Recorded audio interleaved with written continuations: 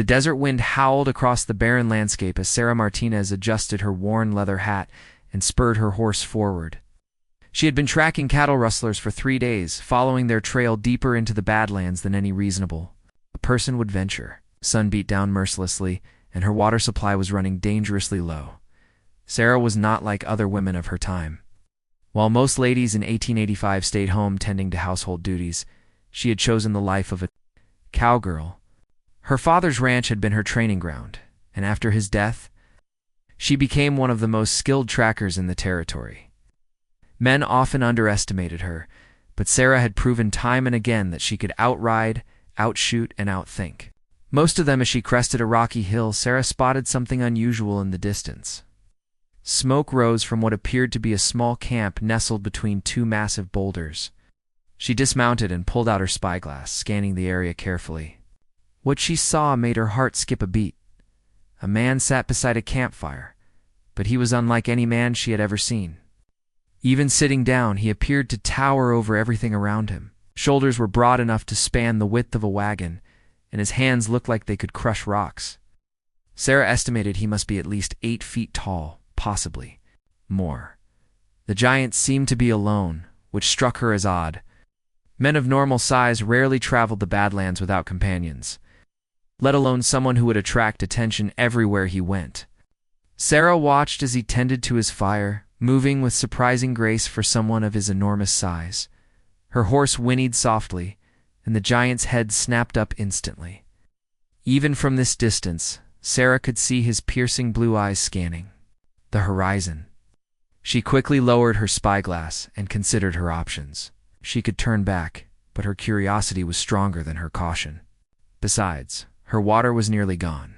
She could see a small stream running near his camp, making her decision. Sarah remounted and rode down the hill, her hand resting on her pistol. As she approached the camp, the giant stood up slowly, and Sarah's breath caught in her throat. He was even larger than she had imagined, standing nearly 9 feet tall, with muscles that seemed carved from stone. Well, the giant said, his voice rumbling like distant thunder. What do we have here? Little cowgirl, all alone in the big bad desert? Sarah dismounted but kept her distance, studying the man before her. Despite his intimidating size, there was something in his eyes that suggested intelligence and perhaps even loneliness. His clothes, though large, were well made and clean. This was no wild savage living in the wilderness. I'm tracking rustlers, Sarah said, her voice steady despite her racing heart. I saw your smoke and thought I'd check if you'd seen anything unusual. The giant laughed, a sound that echoed off the surrounding rocks. Unusual? Lady, I reckon I'm about the most unusual thing you'll see out here. He gestured to himself with a massive hand.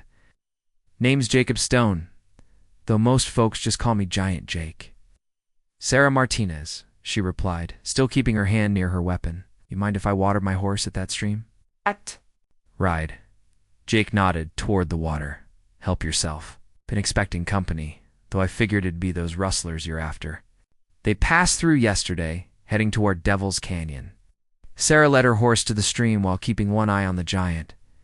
You didn't think to stop them? Not my fight, Jake replied, settling back down by his fire. But I got a feeling it's about to become yours, little lady. Those men look like trouble, and Devil's Canyon ain't no place for someone traveling alone. As Sarah's horse drank, she found herself studying Jake more closely. There was something about him that didn't fit the typical pattern of the rough men who inhabited these parts. His speech was educated, and his camp was organized with military precision. You're not from around here, she observed. Jake stirred the fire with a stick that looked like a toothpick in his massive hands. No, ma'am. I'm from back east originally. Boston, if you can believe that, Sarah nearly choked. Boston? What's a Boston man doing out here in the middle of nowhere? The giant's expression darkened. Sometimes a man has to leave everything behind when the world decides he doesn't fit. He looked up at her with those piercing blue eyes. When you're built like me, people either want to put you in a circus or run you out of town. Neither option appealed to me. Sarah felt a pang of understanding. She knew what it was like to be different, to be judged before people even knew who you were. So you came west to disappear. something like that. Jake stood up again, and Sarah was reminded just how enormous he truly was. But disappearing gets lonely after a while. A man starts thinking about what he's missing, what he'll never have. There was something in his tone that made Sarah uneasy. The way he was looking at her had changed, becoming more intense, more focused. She casually moved closer to her horse, ready to mount and flee if necessary. "Those rustlers you're after," Jake continued, his voice taking on a different quality. "They're dangerous men. Killers. You won't be coming back from Devil's Canyon, Sarah Martinez?" The use of her full name sent a chill down her spine. "I can take care of myself." Jake took a step toward her, and the ground seemed to shake under his weight. "I'm sure you can, under normal circumstances. But these ain't normal circumstances, and I ain't a normal man." Sarah's hand moved to her gun, but Jake was faster than she had imagined possible for someone his size. Before she could draw, he was standing directly in front of her, close enough that she had to crane her neck to look up at his face. "I've been alone out here for 2 years, he said, his voice dropping to almost a whisper. 2 years of nothing. But my own thoughts, in the endless desert. Do you know what that does to a man?" Sarah's heart was pounding, but she forced herself to remain calm. "Jake, you need to step back." Instead, he reached out with one massive hand and gently touched her cheek. His fingers were surprisingly gentle, but Sarah could feel the incredible strength behind that touch. "You're beautiful, Sarah. Strong, independent, fearless. Everything a man like me dreams about but never expects to find." The giant's eyes bored into hers as he spoke the words that would change everything. "You'll carry my child." Sarah's blood turned to ice at Jake's declaration.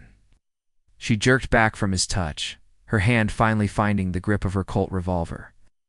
But as she drew the weapon, Jake's massive hand closed over hers, making the gun look like a child's toy.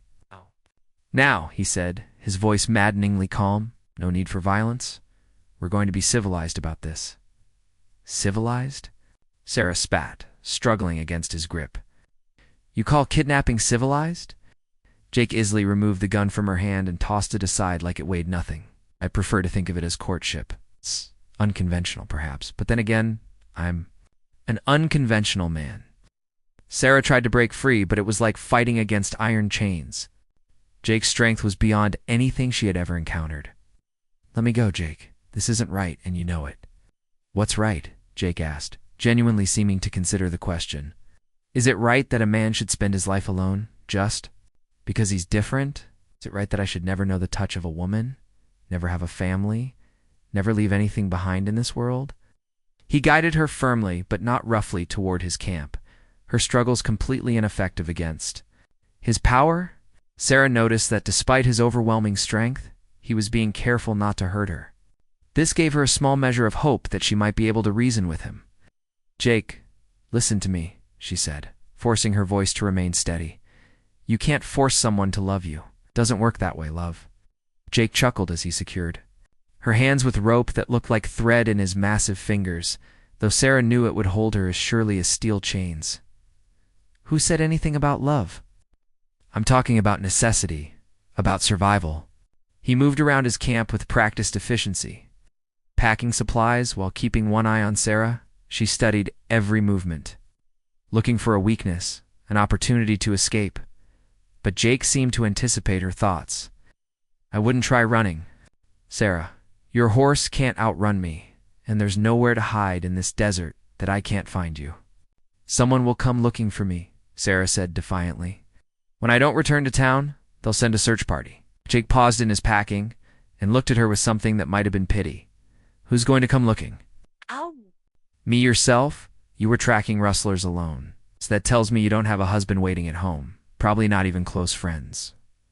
Independent women like you usually end up isolated." Sarah's heart sank because he was right. She had chosen the solitary life of a tracker precisely because it meant not depending on anyone else. Now that independence was working against her. "My employer will notice when I don't report back," she tried. "Sheriff Williams?" Jake asked, and Sarah's surprise must have shown on her face. "I make it my business to know things, Sarah." "Williams hired you to find his stolen cattle? But he did it quietly, because he's embarrassed about needing a woman's help. He's not going to advertise that you're missing. Jake finished packing and lifted his enormous saddlebags with ease. Then he turned his attention to Sarah, studying her with those intense blue eyes. "You're wondering what happens next," he said. "Simple. We're going to travel to a place I know, a hidden valley about 3 days from here. It's got water, shelter, everything we need. And there you're going to learn to accept your new life." "I'll never accept this," Sarah said firmly. "Never willingly bear your child." Jake's expression hardened slightly. Willingly is preferable, but not necessary. Nature has its ways, and I'm a patient man. The casual way he spoke about forcing himself on her made Sarah's stomach turn. She had faced down armed rustlers and dangerous outlaws, but this was different. This was a trap she couldn't shoot her way out of. Jake approached her with a second. "Rope, I'm going to put you on your horse now. You can ride properly, or I can tie you across the saddle like a sack of grain." "Your choice." Sarah weighed her options. Tied across the saddle, she would have no chance of escape. Sitting upright, she might find an opportunity to break free during the journey. "I'll ride properly," she said through gritted teeth. "Smart girl." Jake lifted her as easily as if she were a child and placed her in her saddle. He then tied her feet to the stirrups and secured the rope around her wrists to the saddle horn.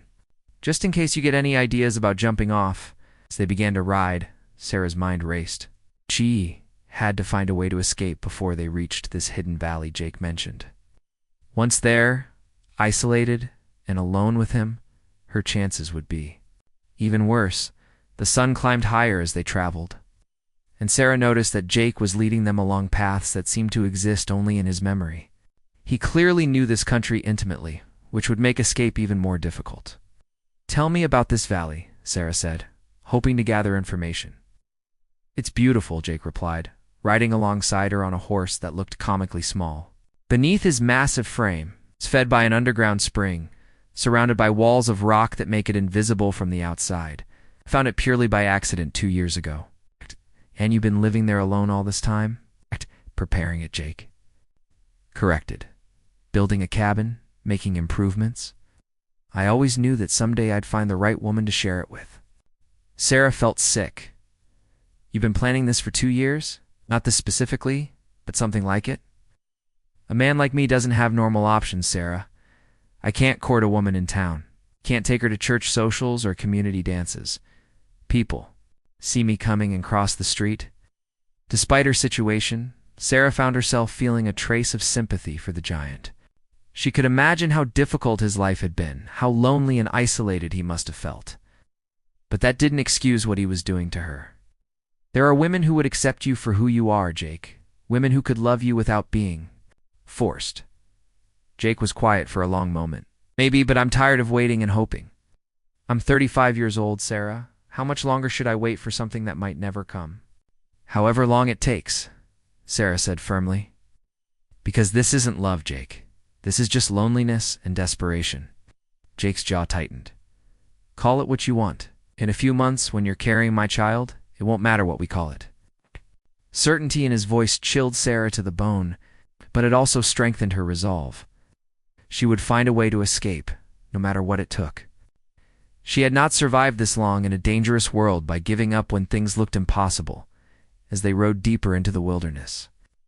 Sarah began to memorize landmarks, trail signs, anything that might help her find her way back to civilization. If she managed to break free, the giant might be strong and determined. But Sarah Martinez had never met a problem she couldn't solve. The real question was whether she would get the chance to prove it. After 3 grueling days of travel through increasingly rugged terrain, Jake led Sarah through a narrow gap between 2 towering rock formations. The passage was so tight that Sarah's knees nearly scraped against the stone walls, and she marveled at how Jake managed to squeeze his massive frame through the opening. Then they emerged into something that took Sarah's breath away despite her circumstances. The hidden valley stretched before them like a secret paradise carved from the harsh desert landscape. Crystal clear water bubbled from natural springs, feeding a stream that wound through lush green grass. Cottonwood trees provided blessed shade, and wildflowers dotted the meadows with splashes of color. The valley walls rose on all sides, creating a natural fortress that would be impossible to scale. "Welcome home," Jake said, dismounting from his horse. In the center of the valley stood a log cabin that clearly represented months of careful work. It was well constructed and larger than most frontier homes, obviously built to accommodate Jake's size.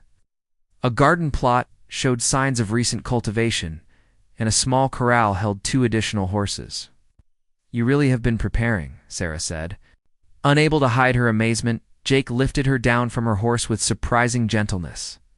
"I told you I was a patient man. Everything here is designed for comfort and self-sufficiency. We could live here for years without needing anything from the outside world." The thought of spending years trapped in this beautiful prison made Sarah's chest tighten with panic. But she forced herself to remain outwardly calm.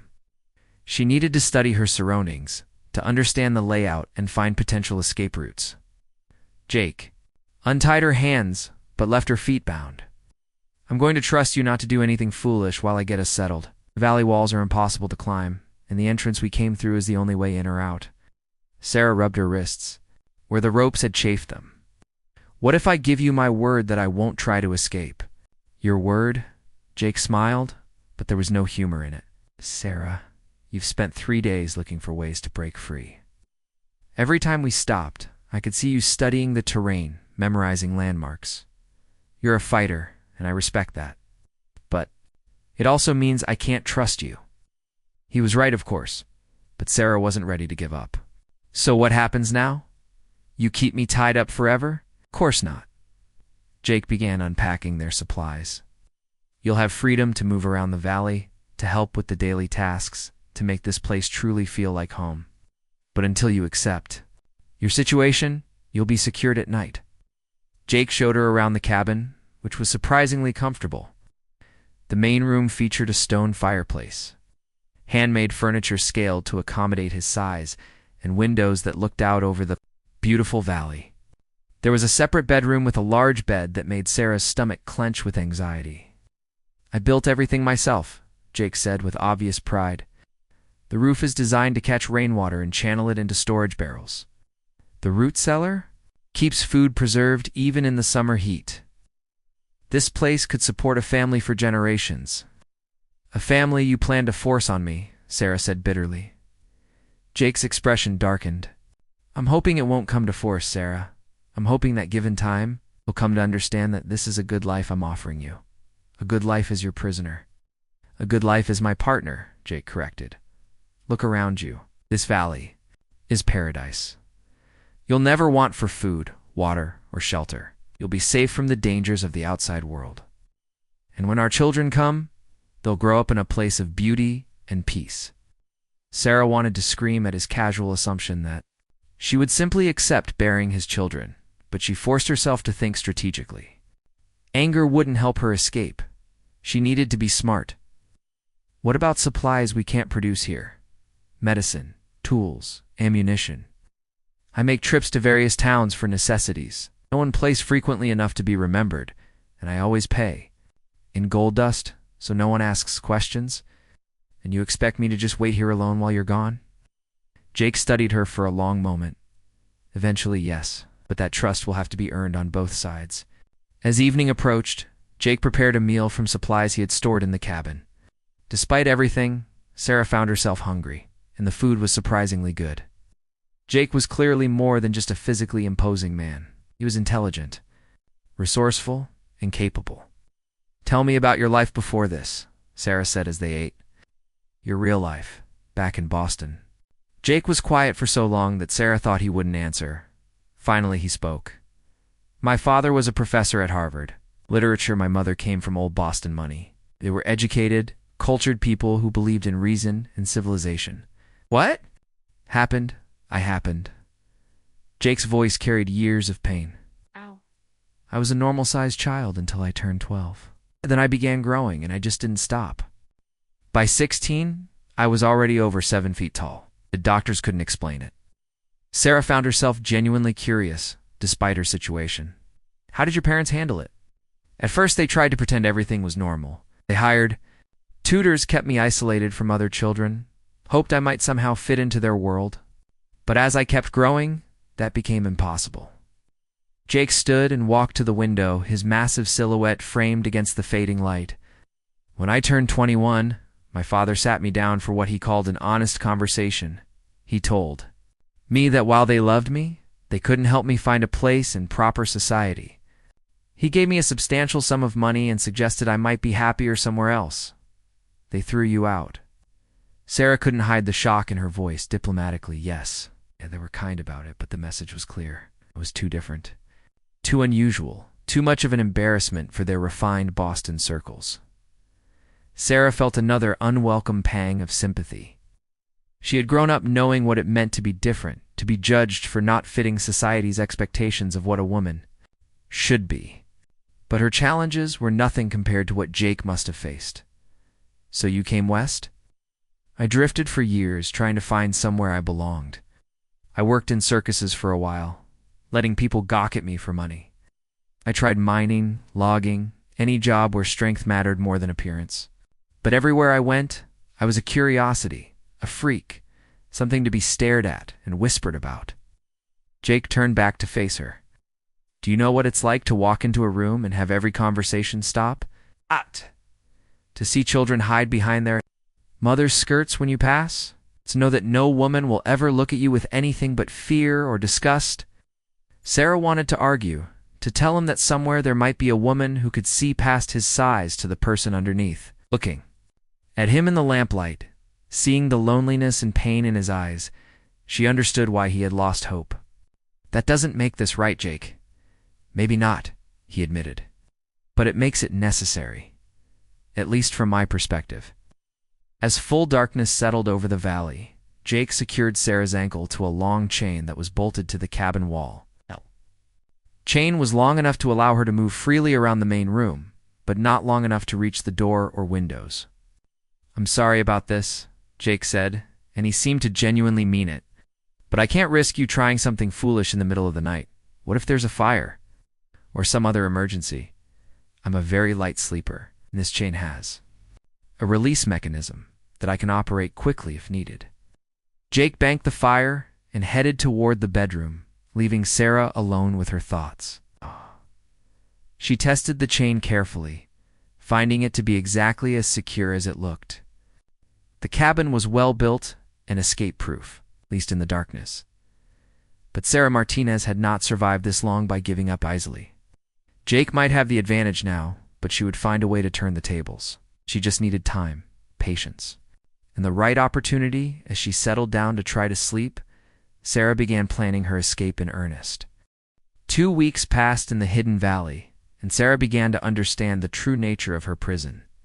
During the day, Jake allowed her relative freedom to move around the valley, always watching, but never restricting her movements too severely.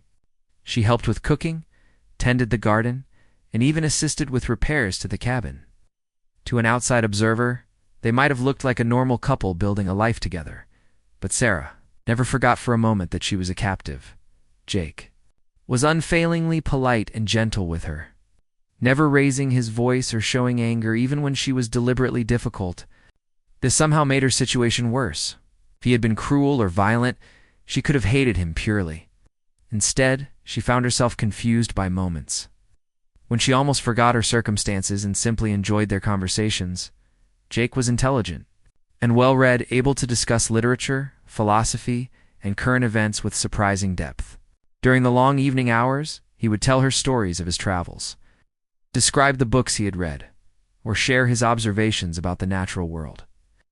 Despite herself, Sarah found these conversations engaging. You're trying to make me comfortable, she said one evening as they sat by the fire. You think if you're kind enough, patient enough, I'll eventually give in. Jake considered this carefully. Perhaps is it working? Sarah was startled by his honesty. No. Being treated well doesn't change the fact that I'm here against my will.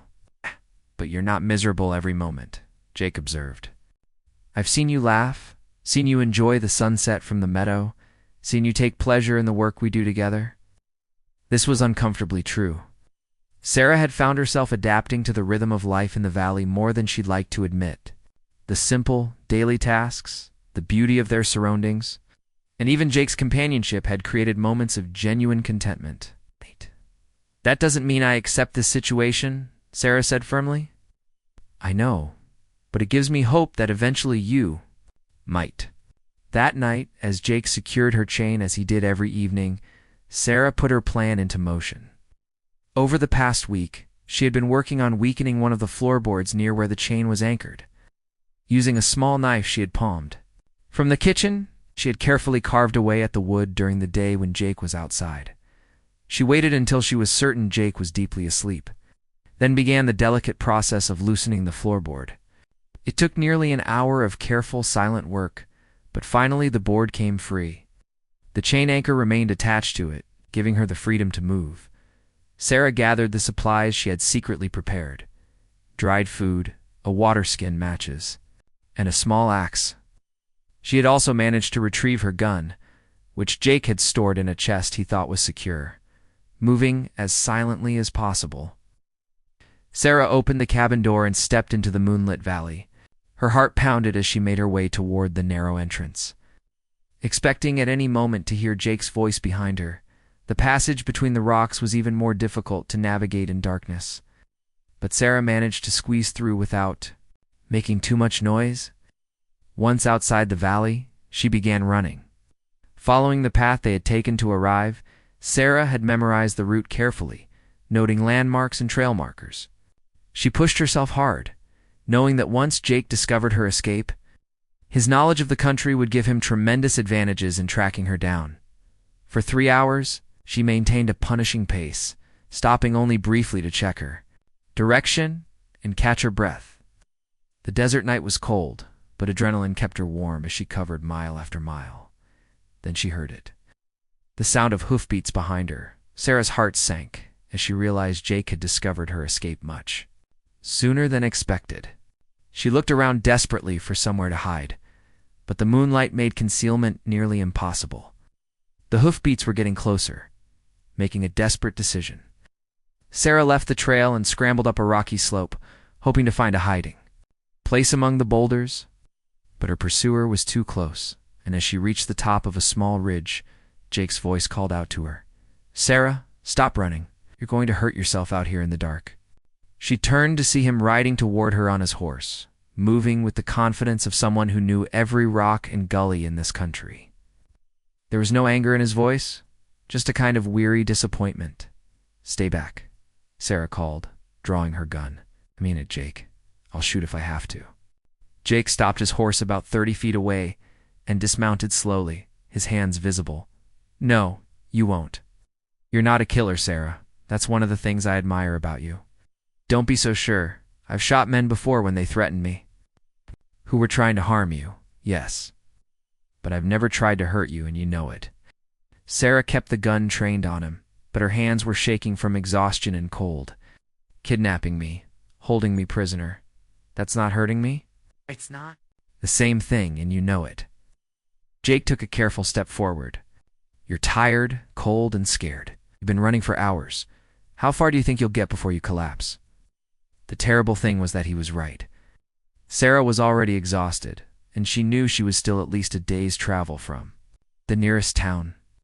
Jake, on the other hand, was fresh and mounted, with intimate knowledge of every water source and shelter in the area.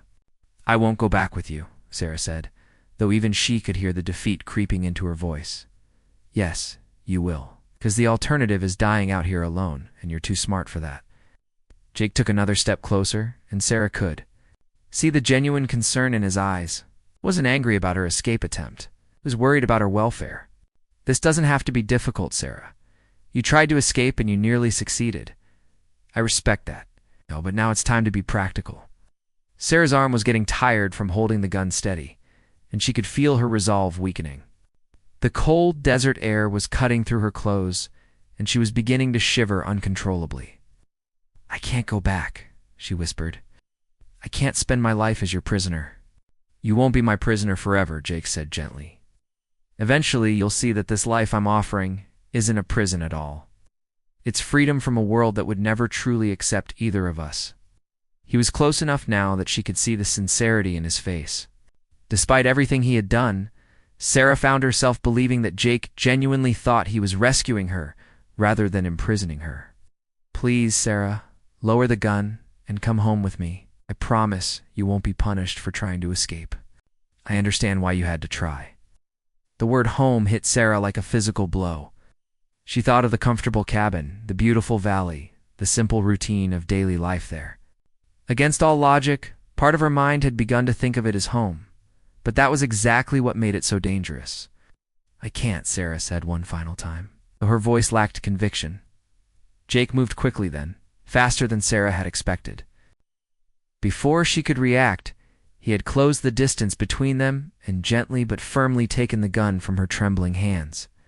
"Yes, you can," he said softly, "and you will." As Jake helped her onto his horse, and they began the ride back to the valley, Sarah realized that her escape attempt had changed something fundamental between them. She had proven to herself that she could get away if she truly needed to. But she had also learned just how difficult it would be to survive alone in this harsh country. Worse still, she had seen the genuine pain in Jake's eyes when he found her. Gone, and she couldn't quite dismiss the feeling that she had somehow betrayed him. The thought terrified her more than any threat he had ever made. After Sarah's escape attempt, something shifted in the dynamic between her and Jake. He didn't punish her as promised, but he also didn't trust her with the same freedoms as before. The chain at night became heavier, and he kept a closer eye on her during the day. More troubling to Sarah was the change in their conversations. Where before Jake had been patient and hopeful, now there was an underlying urgency in his words and actions. He spoke more frequently about their future together, about the children they would have, about building a permanent life in the valley. It was as if her escape attempt had convinced him that time was running out. "Winter's coming," Jake said. One morning, as they worked together repairing the cabin's roof, "In a few months, travel will become nearly impossible. We'll be completely isolated here until spring." Sarah felt a chill that had nothing to do with the changing weather. "What are you saying?" Jake paused in his hammering and looked at her. "Directly, I'm saying that if we're going to become a real family, it needs to happen before we're snowed in for the winter." The implication was clear, and Sarah's stomach clenched with fear and anger. "Jake, please, don't do this. Or has to be another way?" "What other way?" Jake asked, his voice carrying a note of desperation. "You've made it clear you'll never willingly accept this life. You'll keep trying to escape until you either succeed or get yourself killed in the attempt. Because this isn't right. You know, it isn't right." Jake climbed down from the roof and stood facing her, his massive frame casting a shadow that seemed to engulf her. "Right and wrong are luxuries for people who have choices, Sarah. I don't have choices. Everyone has choices. You're choosing to do this, am I?" Jake's voice rose slightly, the first time Sarah had heard him show real anger. "Did I choose to be born this way? Did I choose to be rejected by my own family? Did I choose to spend 15 years wandering alone, watching normal people live normal lives while I existed on the edges of civilization?" Sarah took a step back, suddenly afraid of what Jake might do in his current state, but he seemed to catch himself, taking a deep breath and visibly struggling to regain control. "I'm sorry," he said quietly. "No, I don't want to frighten you, but you need to understand that this isn't some whim or temporary madness. This is my last chance at having the life that everyone else takes for granted." That night, Jake didn't chain Sarah to the wall. Instead, secured both the door and windows from the inside and placed his bedroll directly in front of the cabin's only exit. "I want you to think carefully tonight," he said as he banked the fire, "about what's really waiting for you out there in the world, about whether the freedom you're fighting for is worth dying for." Sarah lay awake in the darkness, staring at Jake's sleeping form and wrestling with thoughts that terrified her. The horrible truth was that part of what Jake said made sense. What was waiting for her in the outside world? A lonely life tracking criminals, sleeping in cheap hotel rooms, always looking over her shoulder for the next danger? Here in the valley, she had safety, comfort, and companionship. Jake was intelligent, gentle with her, and clearly cared about her welfare. Many women married men they barely knew for far less security than what Jake offered. But those women had a choice. The next morning brought an unexpected crisis that would change everything. Sarah woke to find Jake pale and sweating, clearly in pain. When he tried to stand, he stumbled and nearly fell. "What's wrong?" Sarah asked, her concern overriding her resentment. "Snakebite," Jake gasped, rolling up his pant leg to reveal two puncture wounds on his calf surrounded by angry red swelling. "Rattler got me when I was checking the horses this morning." Sarah's blood ran cold. Snakebites could be fatal, especially without proper medical treatment. And Jake's size meant the venom would take longer to spread but would be even more dangerous when it did. "We need to get you to a doctor," Sarah said immediately. Jake shook his head weakly. "Nearest doctor is 2 days' ride. I'd never make it." "What do we do?" Jake looked at her with eyes that were already becoming glassy from the poison. "There's medical supplies in the chest by my bed. Laudanum for pain, bandages, a razor for cutting. But I can't treat myself. My hands are already shaking too badly." Sarah stared at him, understanding flooding through her. Jake's life was literally in her hands. She could help him, and likely save him, or she could let the snake bite run its course and be free. "Sarah," Jake whispered, his voice barely audible. "Please." For a moment, Sarah felt a terrible temptation. This could be her answer, her escape without having to run or fight. Jake would die, and she could take his horses and supplies and ride to safety. No one would ever know she had chosen not to help him, but as she looked at his face, pale and frightened, she saw not the giant who had kidnapped her, but simply a man who was going to die without her help.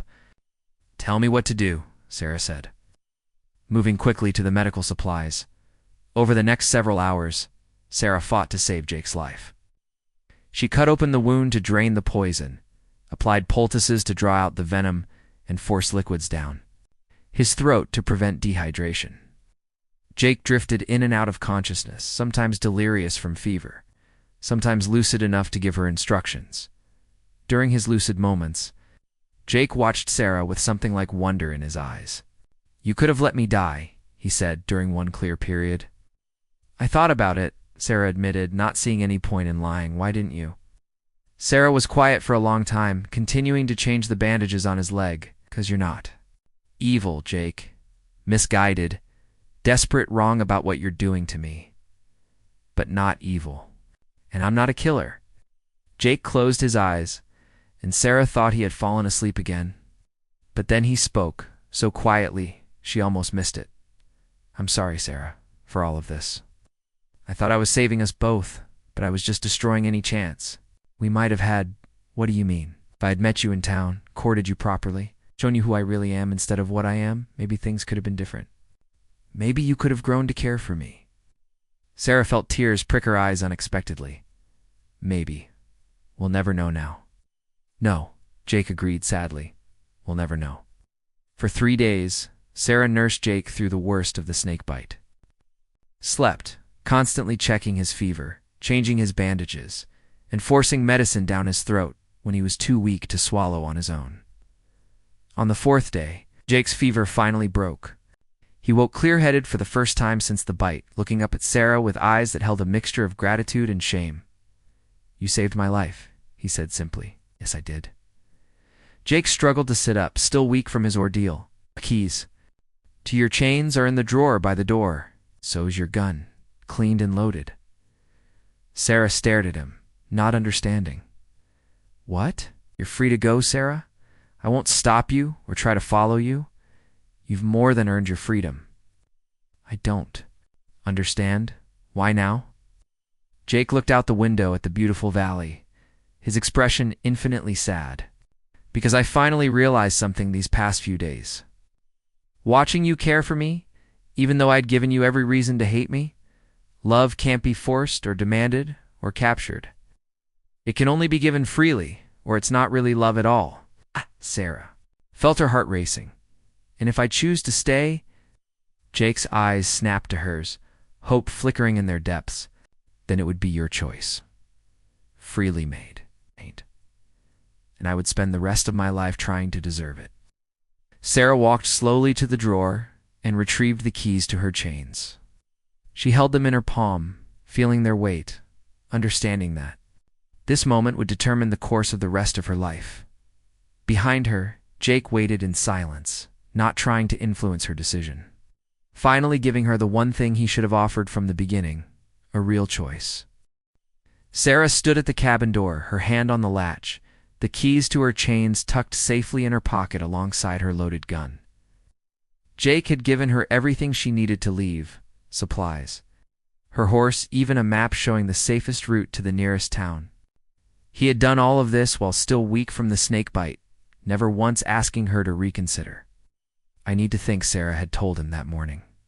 "Take all the time you need," Jake had replied. "I'll be here now." As the sun reached its peak, in the clear blue sky, Sarah walked slowly through the valley she had come to know so well.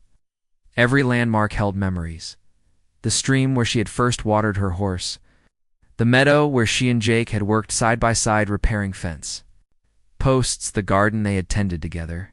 She tried to imagine returning to her old life. She could see herself riding back into town, telling Sheriff Williams that the rustlers had gotten away, collecting her fee, and moving on to the next job. It was a life she understood, a life that had given her purpose and independence. But was it a life that had given her happiness? Sarah sat down by the stream and forced herself to examine her feelings honestly. Over the past months in the valley, despite being held against her will, she had experienced moments of contentment she had never known in her previous life. The simple pleasure of cooking a good meal and sharing it with someone who appreciated it. The satisfaction of working together on projects that improved their surroundings. The evening conversations by the fire that stretched late into the night. And Jake himself? Sarah had to admit that beyond his imposing physical presence, she had discovered a man of surprising depth and gentleness. He was well-read, thoughtful, and possessed a dry humor that often caught her off guard. In different circumstances, she might have found herself genuinely attracted to him, but these were not different circumstances. Jake had kidnapped her, held her prisoner, and threatened to force himself on her. Could she ever truly forgive that, even if she understood the desperation that had driven him to it? A sound made her look up. Jake was approaching, moving slowly and still favoring his injured leg. He stopped a respectful distance away, clearly not wanting to crowd her. "I'm sorry to interrupt," he said, "but I wanted to give you this before you make your decision." He held out a leather pouch that clinked with the sound of coins. "There's enough gold here to buy you a small ranch, or to live comfortably for several years without working. I want you to have it regardless of what you decide." Sarah stared at the pouch. "Jake, I can't take your money. It's not really mine. It's gold I've been collecting for years, planning to use it to build a life for us. If you're leaving, I want you to have the security it can provide. And if I stay..." Jake was quiet for a long moment. "If you stay, we'll use it to make this valley everything it could be. We'll build a real home here, a place where we can both be ourselves without judgment or fear." Sarah took the pouch, feeling its weight. "We're making this very difficult. I don't mean to. I just want you to know that whatever you choose, I respect your decision. And I'm grateful for the chance to make amends for how I handled things before." Jake turned to leave, but Sarah called out to him. "Wait. I have questions." He stopped and faced her again. "Ask me anything." "If I stayed, what would you expect from me? What kind of life would we have?" Jake considered his words carefully. "I would hope that eventually we could build something real together, a partnership based on mutual respect and genuine affection. But I would never again try to force anything on you. If physical intimacy happened between us, it would only be because you truly wanted it, and children. It's only if you wanted them, and only when you felt ready." Sarah studied his face, looking for any sign of deception. "You're asking me to trust you after everything that's happened. How do I know you won't change your mind once I'm no longer able to leave?" "You don't know," Jake admitted. "Trust has to be earned, and I know I have a long way to go. But I can tell you this. These past few days, watching you care for me when you had every reason to let me die, showed me what real love looks like. It's not about possession or control. It's about choosing to put someone else's welfare above your own. The way I chose to save your life, the way you chose to save my life." Jake agreed. "Even though it would have been easier to let me die." Sarah stood up and walked to the edge of the stream, watching the clear water flow over the smooth stones. I keep thinking about what you said about not fitting in the outside world. What about it? You're not the only one who doesn't quite fit, Jake. I've spent my whole adult life trying to prove I could do a man's job, be independent, take care of myself. But there's a loneliness in that too. Always having to be strong, always having to prove yourself, never having someone who truly understands you. Jake stepped closer, hope beginning to show in his eyes. You understand that feeling. I do. Maybe that's why I was so angry about being trapped here. It wasn't just the captivity. It was that I was starting to like parts of this life, and that scared me. And now? Sarah turned to face him fully. Now I'm asking myself whether the freedom I was fighting for was worth more than the possibility of building something real with someone who truly sees me. Sarah, Jake said softly, if you choose to stay, I promise you it will be as my equal partner in every way. We'll make decisions together, face challenges together, build our future together. Sarah looked around the valley one more time, seeing it now not as a prison, but as a sanctuary, where two people who didn't quite fit anywhere else might create their own world. I have one condition, she said finally. Anything. We do this right. If we're going to build a life together, we start over. Court me properly, Jake. Show me who you are when you're not desperate or afraid. Give me time to know you as the man you really are, not the giant who took me captive. Jake's face lit up with a joy so pure and grateful that it took Sarah's breath away. You're saying yes? You'll stay? I'm saying I'll give us a chance. A real chance, built on choice rather than force. Jake took a careful step toward her then. Another. When Sarah didn't back away, he reached out and gently took her hand in both of his massive ones. Sarah Martinez, he said formally, would you do me the honor of allowing me to court you properly? Sarah looked up into his face and saw, not the intimidating giant who had declared she would bear his child, but simply a lonely man who was offering her his heart. Jake Stone, she replied with a smile. I would be delighted to get to know you better. As they walked back toward the cabin together, hand in hand, Sarah realized that sometimes the most important journeys begin not when you set out for a destination, but when you choose to stop running and see where you already are, the hidden valley stretched before them. Beautiful and peaceful, waiting to become home to two souls who had finally found where they belonged.